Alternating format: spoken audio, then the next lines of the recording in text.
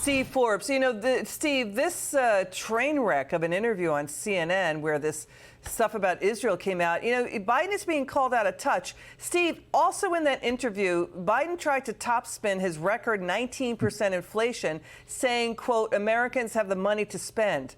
Aren't grocery prices up 30% on his watch? And in the battleground state of Wisconsin, up double digits where he gave that interview? Just because you said shows how out of touch he is.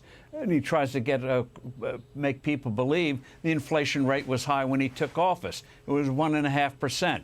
It reached a peak of 9%. And if you include interest payments, which people have to make on mortgages, on car purchases, on credit card borrowings, the real price of cost of living went up 18% and is still going up at a 7 or 8% rate today. That's why his ratings on the economy are in the tank. And every time he makes these crazy statements, people realize he is really losing it. And that's why he's going to lose the election, and he could even lose the nomination as he continues to deteriorate along with the economy.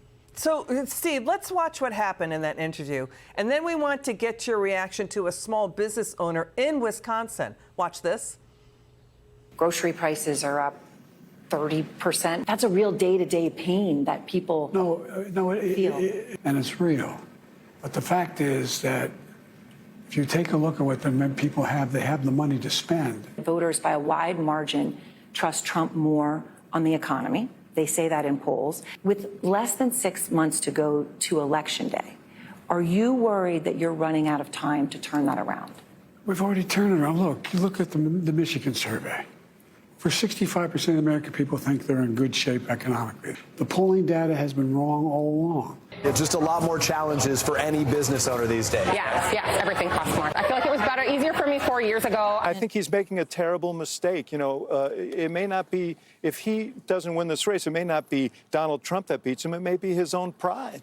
It may be his own pride. That was David Axelrod. He's denying political reality, economic reality, and the polls. It's Quinnipiac, it's Pew, it's Gallup, it's Monmouth, it's Emerson, it's Harvard-Harris. It's a slew of polls showing that he is tumbling down into the 30s in approval ratings. Steve, this is at record lows where incumbents typically lose. I mean, Speaker Johnson is calling Biden's gaffes senior moments. I mean, Biden claimed inflation was 9% when he came into office. It was a quarter of that. Less than 1.5%. Well, that's what is really going to sink him. He goes out. He's not using Bidenomics anymore. They finally convinced him that was not working, because every time people go buy something, every time a bill comes in, every time you try to rent an apartment, every time you try to get a mortgage, every time you try to do any economic activity, you realize things are worse off than 4 years ago.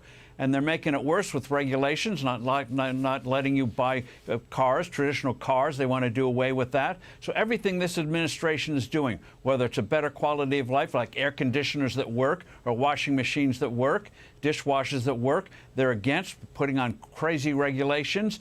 Prices are going up, and businesses are not making the investment needed for a higher standard of living in the future.